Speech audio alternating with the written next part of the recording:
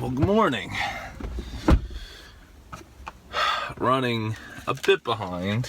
I gotta take my car over to the dealership to get my steering wheel replaced because I don't know if you can see that. Let me see if I can darken it up. See how it's all like worn out? Yeah, well, it definitely should not be like that. Finally, somebody agreed with me. Let's see, that plugged in here. All right. So, yeah, yesterday was Easter. It was a great time. Just a lot of running around, 3 different houses to go see everybody. I'm gonna put my sunglasses on. It's not that bright, but it's bright enough. So we came home after my dad's, and I didn't really talk about this yesterday because, it was the weekend, and I tried to do the family thing on the weekend. Anyway, Ava was napping, so I was able to sit down and go over, because one of the things that I need to do with John is do this, and for those that don't know, John is the, from the marketing company that I hired, to promote 234. Well, they're not going to promote 234 solutions right off the bat.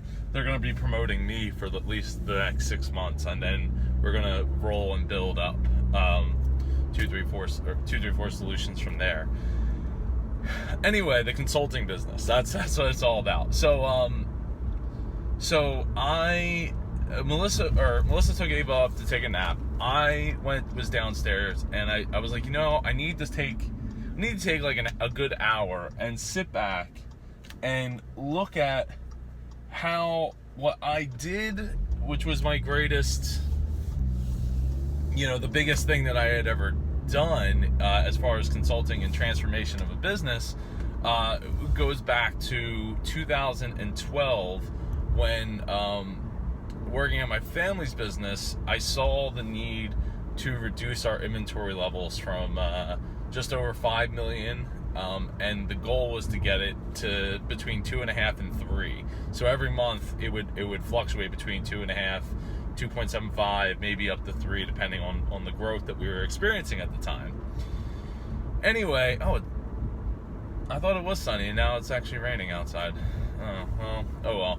Anyway, so going through some old emails and stuff, I came across a bunch of emails. So I was looking for some very specific files that I had been sent at one point, and I eventually found them. But I also found some emails from some people that were not, particularly happy with the way things were going once we started up the massive inventory shift that was taking place. And partly was because, when I first started doing that shift, it was relying on an algorithm that wasn't complete. There was a lot of unknowns and a lot of things that, even learning from one of the other people, like, okay, so an example would be, if it takes multiple of a part to do a job, like let's say 2 wiper blades to replace somebody's set of wiper blades, how do we force the inventory system to say you can't just stock a maximum of 1, you gotta stock at least 2, right? Or a maximum of 2, a minimum of 0, maybe of 1, depending on how the numbers shake out. So at the time, I was building out this system, and we didn't it wasn't a complete algorithm. There were some things about it that we were utilizing in the system that we had, the part system and the billing system. It was pretty much everything except accounts payable that we had, that like it was usable, but it wasn't. Now I know, going back to like my grandfather, he always used to say, no, you can't do it that way. It doesn't work. It doesn't work because it doesn't know that it needs takes this many to do a job. Well, as it turns out, when I started pressuring the company to like, well, fix some of the things that were wrong with the algorithm, because there was pieces of it that just didn't calculate, and I went and talked to the person who developed it originally and was like, hey, what does this number affect, and how is this number calculated, and how can I use that in relation to figuring out how much they should have? Well, what we ended up doing was we refined it, and we utilized different numbers in ways, like different sets of numbers in ways that probably weren't meant to do that at the time, but it's okay because it factored into the algorithm, and they added to the algorithm to get it to where we needed it to be. And I was running this thing all like constantly to check out to see if what we were doing was going to like the specific numbers I was setting into it would give a desired result. Well, as it turns out, eventually it did, but that took, and I wish I had emails from it because I don't know the dates. I have some of the dates, but it might have taken a couple of months to finally get it to do what we wanted it to do, like 2, 3, 4 months. And even then, even once we had those numbers, it was like, okay, maybe we need to adjust this, we need to, because I was trying to make a blanket formula so that I wouldn't have to run it for like 8 different lines, because the idea was like, hey, if I could update the formula like every day or every week. I mean, it took a long time to crunch all the numbers because there was, tens of thousands, if not hundreds of thousands of parts in the system. It would take a long time to crunch those numbers. So like, that's why I was like, well, I want to get one formula to rule them all. It might not be the perfect formula, but it's a formula that could work. So, and in the face of that formula, we did lots of returns. We had like a hub and spoke wheel type system where with all of our locations, we had 9 branch locations and 1 hub. The hub being the biggest store and all that. But so we were trying to recirculate that inventory based on what those numbers were. So some of it was premature and all that, but what I was trying to find yesterday was, in hindsight, did it really help? How much did it quantifiably help? And was it worth taking our inventory from 5 million down to what at the time that I finally left the company it was 3, but I'm pretty sure that I had I did check a year later in 2015, and it was down to like 2.5. So it continued to pare itself down based on that, on that rough algorithm, because I wasn't running it all the time for them. At that point, I think I ran it maybe like 3 or 4 times after that. So just trying to figure out, like, did it make a difference? What was the quantifiable difference? And what I found was the ROI went up like 35%. We went from like a 7 to an 11. We took it to 11. I can't even do the British accent, but it goes to 11. 11? I don't know. It's terrible. All right. Anyway,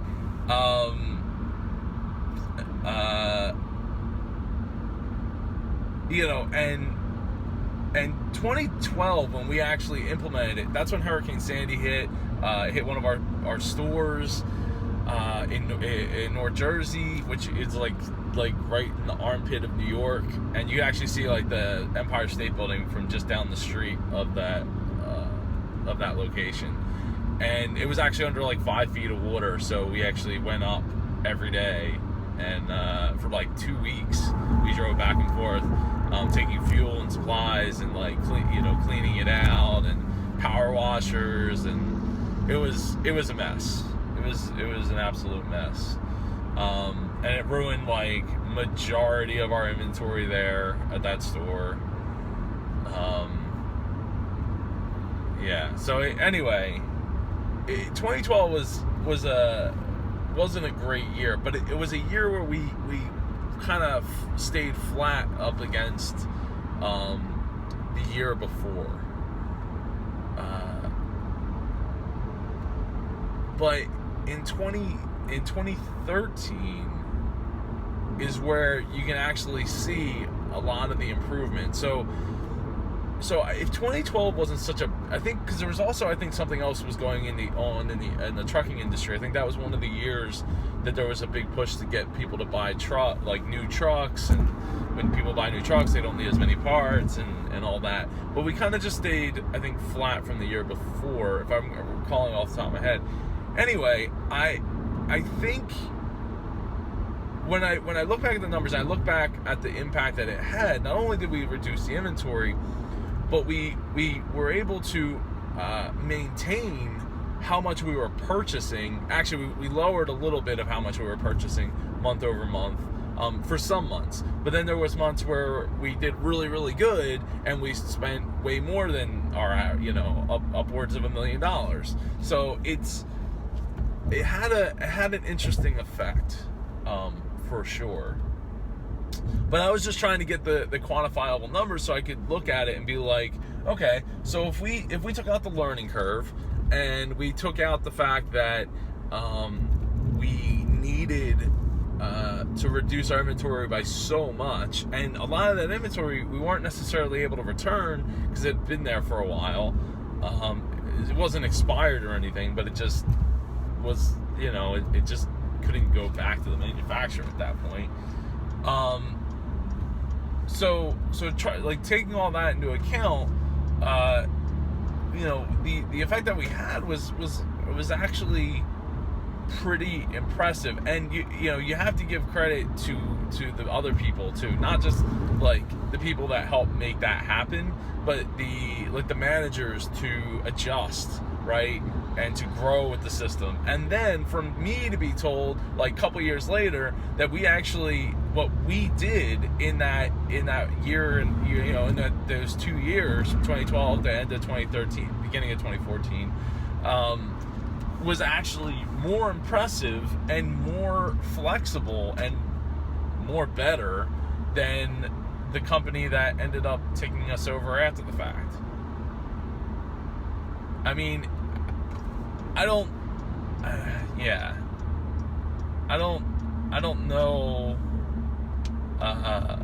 all the answers, right? But the numbers do, and it's just really feels good to look back and be like, yeah, not only did I at the time, because when you're close to a situation, it's tough to know, and it was tough to deal with as a 20. How old was I? It was like 5 years ago. So as a 25-year-old going through and implementing this system, it was tough. It took a lot out of me, for sure, because of all the perception and everything that went along with it.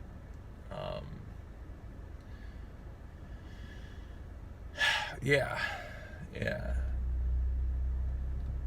So anyway, I have my numbers now. And next thing I need to do is finish putting together the consulting packages that I want to roll with, and I'm really, really looking forward to working with some people on that level, right? Because I mean, I've worked with mostly solopreneurs and some really small businesses, but I'm really looking forward to working with to work with some businesses that we can have some real impact on a lot of families, and by saving and creating more jobs. That's really the goal here. So I'm grateful for the experiences that I've had, so that I could study them and utilize them to help other people. That's really one of the things I'm really grateful for, and my ability to be able to do the work that I do, and to be able to figure out these complex it's all simple math, but it's all complex simple math, and figuring out how stuff relates to each other, and playing with the numbers to get them to do what you want them to do, or what you need them to do, or what you hope that they'll do to give the result that you're looking for.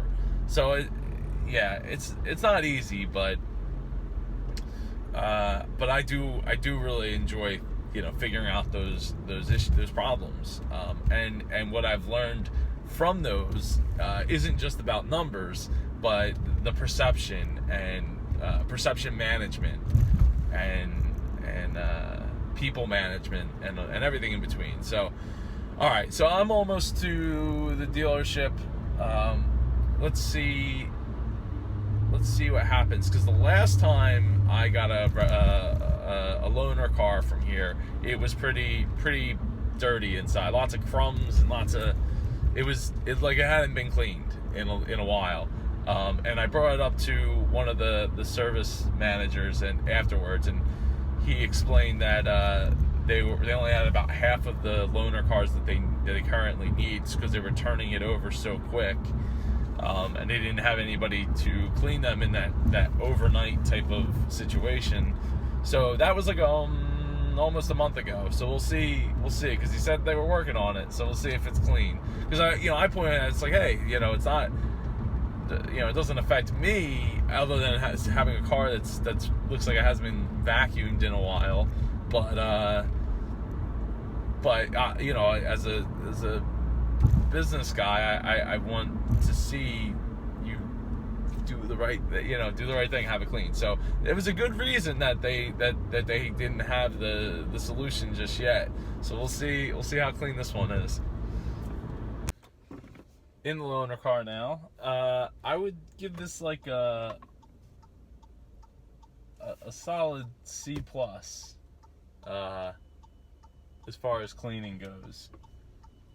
Maybe even a B-. Yeah, it definitely looks like somebody vacuumed in here, but they definitely did not wipe it down, because it looks like somebody spilled some kind of coffee, or probably coffee, here in the car. So there's that. But at least this time I have a car that's like my car, not that like mini SUV thing that I did not care for, like, at all. But all right, time to get to work. All right, here in Philly, you can kind of, I don't know if you can see with the camera. Oh yeah, there you go. To get lunch with one of the board members of HopeWorks. Looking forward to it. We came here like a month ago, I think, and to have lunch, and it was really good. Like, I had pizza, and he got pasta. It was really good. The only problem is I've had pasta like the last 3 days. So I don't know if I'm gonna get pasta or pizza again, but maybe pasta. I think they offer half sizes here, so we'll see. All right, so I forgot to. Well, the reason I didn't do a video on my way home was because I was on the phone with John. We were coming up with the game plan so we could put everything together, so we could make everything go like super fast. Unfortunately, one of the things he wants me to do is shoot a video talking about my journey and everything like that, and I totally would do that here and now and like this, but I want to do it in a way, because like I'm thinking that if I go to where my family's, where the place was, and well, the building still is, and some of the companies are still operated out of, I think it would give a lot more impact. So I'm thinking about doing that. Plus, I want to get shots of the house. Of course, it's too late for all that. But what I'm going to do tonight is I'm going to work on the packages a little bit more, get them up on the website, so I can get him that information, work on the script of what I want to say, and get it over to him so he can at least start to put together all the stuff, the pieces in play. But I'm going to shoot a short video, like 5 to 8 minutes, kind of talking about the whole journey and everything. But I don't think that's going to be able to happen. Well, it's not going to be able to happen today because it's already getting dark outside. So, other than that, time to buckle down and get some work done.